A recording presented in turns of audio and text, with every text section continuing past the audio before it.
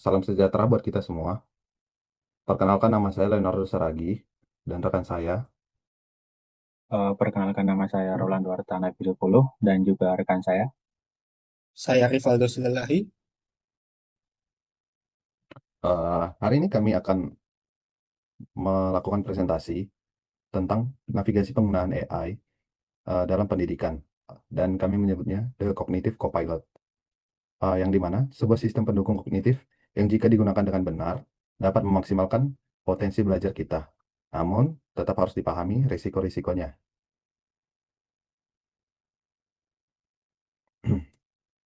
Sebelum kita masuk lebih jauh lagi, saya ingin menyampaikan apa yang kami harapkan bisa teman-teman bawa pulang setelah presentasi ini berakhir.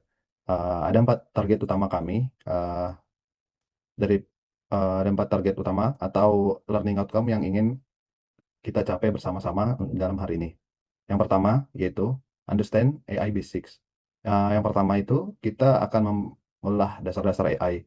Tujuannya agar kita tidak hanya sekedar memakai, tetapi paham juga ya apa itu large language model atau LLM dan bagaimana proses di balik layar saat mereka menghasilkan jawaban untuk kita. Yang kedua itu ada evaluate opportunity. Kita akan menimbang peluang. Kita akan belajar mengenal mana kekuatan AI yang bisa kita manfaatkan dalam pendidikan dan di mana risiko yang harus kita waspadai agar itu tidak menjadi bumerang untuk kita. Nah, yang ketiga itu ada use better prompt. Uh, kita akan mengasah keterampilan praktis kita dalam membuat suatu prompt. Kami akan di sini kan kami akan berbagi cara menerapkan prompt engineering yang efektif sehingga teman-teman itu bisa mendapatkan output AI yang jauh lebih berguna, akurat dan relevan. Dan yang keempat itu act responsibility yang paling penting. Ini bertindak secara bertanggung jawab. Kita akan mendiskusikan bagaimana menggunakan AI secara etis, tetap kritis, dan yang terpenting itu tetap menjunjung tinggi integritas akademik. Uh, di sini kita melihat kecepatan adopsi AI. Uh, kita ini sedang berada di tengah revolusi teknologi tercepat dalam sejarah. Sebagai perbandingan, ChatGPT hanya butuh waktu 2 bulan saja untuk mencapai 100 juta penggunanya. Nah, kecepatan pertumbuhan eksponensial ini jauh melampaui adopsi teknologi apapun sebelumnya, yang artinya kita tidak punya pilihan selain beradaptasi sekarang juga. Panik versus potensi. Fenomena ini memicu ada 2 reaksi, yaitu ada di sisi panik dan ada di sisi potensial. Dalam sisi panik, institusi pendidikan yang ketakutan akan ketidakjujuran akademik sehingga terburu-buru melakukan pelarangan. Namun di sisi lain, ada juga potensial yang dimana mahasiswa bereksperimen untuk mendapatkan pembelajaran yang lebih personal. Nah, kami percaya kita tidak butuh larangan, melainkan kerangka kerja atau framework yang jelas. Nah, di mana apa itu LLM atau disebut Large Language Model?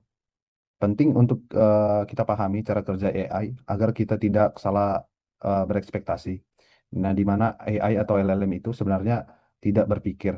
Mereka itu adalah memproses pola bahasa.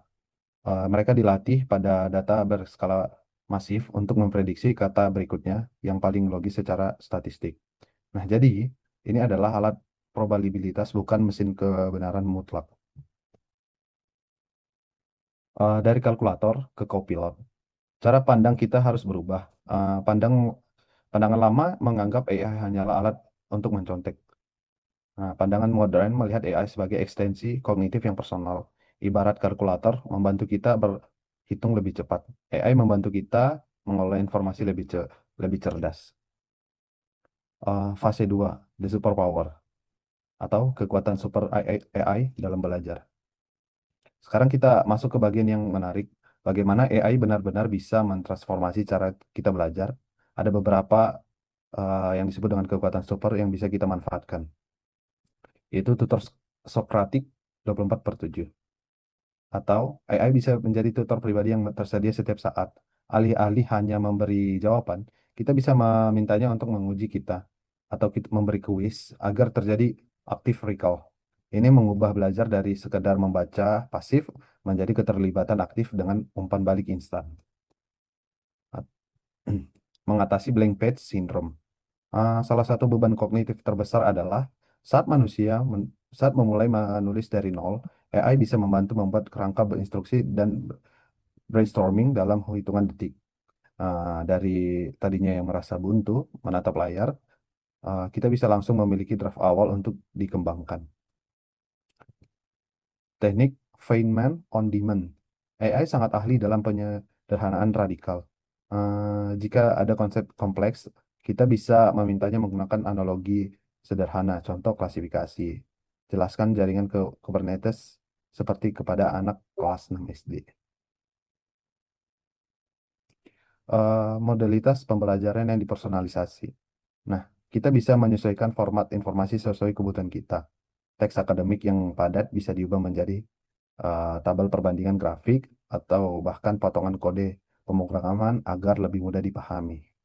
Nah, slide selanjutnya akan dijelaskan oleh rekan saya. Lalu ada bagian bahasa dan juga sandbox coding, di mana kita bisa melakukan contoh dengan menggunakan language practice ataupun practice untuk bahasa. Kita bisa melatih ataupun melatih menggunakan bahasa yang mudah dan juga dapat menjadi teman untuk melakukan kode debugging seperti dalam untuk mahasiswa-mahasiswa di bidang sistem IT.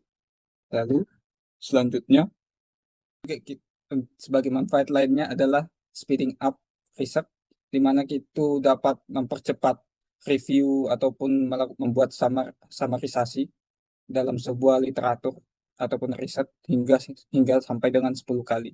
Kita dapat menggunakannya dengan contoh untuk melakukan summarize sebuah paper dengan lebih cepat dan juga untuk melakukan sebuah ataupun mencerita sebuah tesis dalam sebuah riset. Slide berikutnya,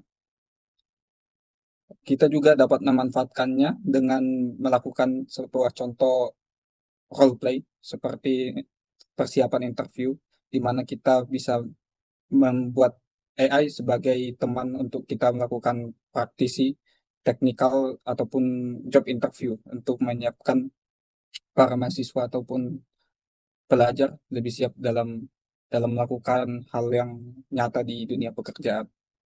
Slide berikutnya. Lalu ada aksesibilitas yang kita diberikan oleh AI pastinya dengan beberapa field yang diberikan seperti transkripsi, lalu ada translasi dan juga asistif. Slide berikutnya.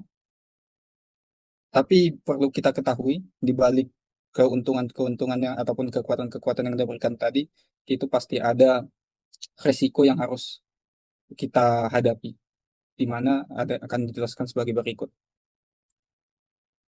Pasti ada ilusi yang bakal diberikan oleh LLM atau AI, karena AI itu tidak akan memberikan jawaban yang pastinya sempurna, karena itu masih perlu banyak banyak human touch untuk menyempurnakannya. Lalu di slide berikutnya ada cognitive overloading, di mana untuk bagian cognitive overloading itu adalah risiko jika kita menyerahkan seluruh proses kepada AI, maka kemampuan manusia ataupun orang manusia yang menggunakannya akan menjadi melemah karena kita sudah terlalu terbiasa melemparkan masalah ke LLM sehingga otak ataupun otot kita pun tidak terbiasa kembali. Lalu selanjutnya, dan pastinya masalah yang sangat sering kita ketemui yaitu adalah halusinasi, karena AI itu bersifat konfabulutari, jadi tujuannya adalah untuk menciptakan referensi ilmiah yang kadang mungkin tidak kadang terlihat kredibel, namun kalau seandainya tidak divalidasi, mungkin saja dia berhalusinasi dan memberikan referensi yang salah gitu ya. Dan banyak akhirnya kalau tanpa human touch akhirnya memberikan informasi-informasi yang salah ataupun yang berbahaya. Selanjutnya, lalu ada bagian echo chamber, di mana algoritma AI adalah cermin dari data masa lalu karena dia di training dengan data-data yang lama, maka seringkali ada bias secara kultural, gender, ataupun politik. Jika kita menelannya mentah-mentah, output AI tersebut akan memperkuat status quo intelektual dan kehilangan perspektif marginal yang kritis. Oleh sebab itu masih tetap harus ada namanya human touch untuk menyempurnakan ataupun memvalidasi data-data yang sudah diberikan. Lalu akan dilanjutkan oleh teman saya. Berikutnya adalah homogenisasi suara. Tulisan AI secara desain adalah rata-rata statistik, di mana hasilnya seringkali terasa hambar, kaku, dan tidak memiliki kepribadian.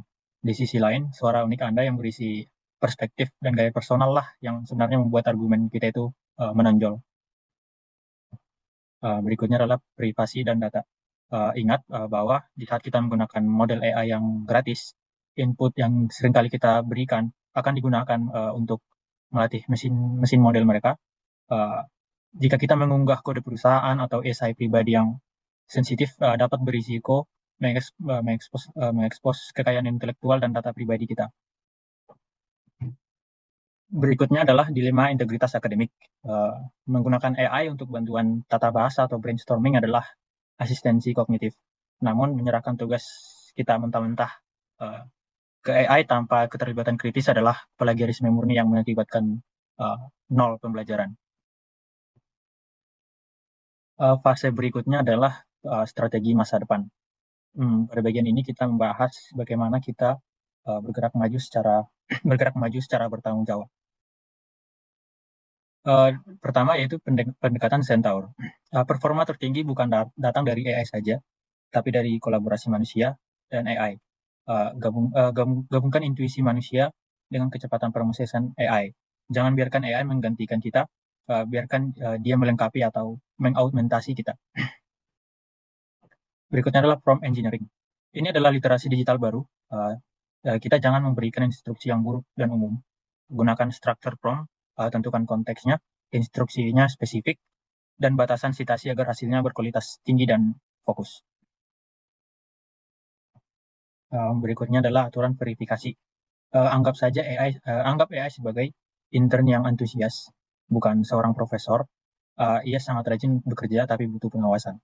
Selalu lacak klaim kembali ke sumber primer kita, verifikasi setiap fakta yang diberikan, tanggal dan citasinya secara independen juga.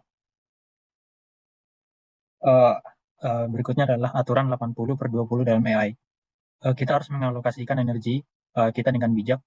Kita bisa membiarkan AI menangani 80% pekerjaan rutin seperti struktur, format, dan pengorganisasian data.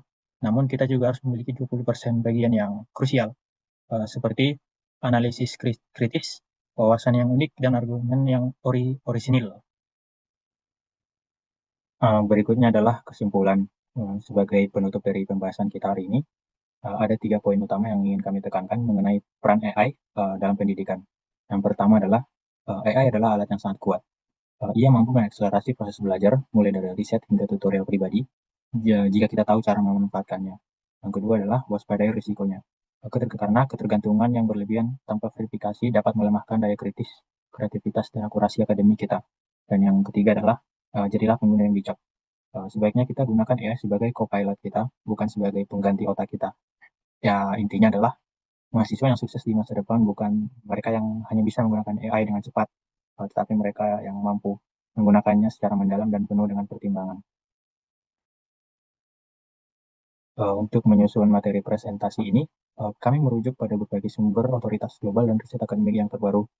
Kami menggunakan dokumentasi publik dan riset dari OpenAI, serta panduan resmi dari UNESCO mengenai penggunaan AI generatif dalam pendidikan dan riset. Selain itu, data mengenai integritas akademik, bias AI, dan fenomena budaya digital dari Oxford University Press juga menjadi landasan argumen kami dalam membuat presentasi ini. Sebagai kalimat penutup, kami ingin meninggalkan satu pemikiran yang penting bagi kita semua, yaitu AI tidak akan menggantikan mahasiswa, namun mahasiswa yang menggunakan AI secara efektif akan menggantikan mereka yang tidak. Teknologi ini hadir bukan untuk mengambil alih proses berpikir kita, melainkan untuk menjadi rekan kolaborasi yang memperluas batas kemampuan kita. Jadi, mari kita melangkah lebih maju sebagai mahasiswa yang cerdas secara digital, berintegritas, dan selalu kritis dalam setiap inovasi. Demikian presentasi ini, kami ucapkan terima kasih.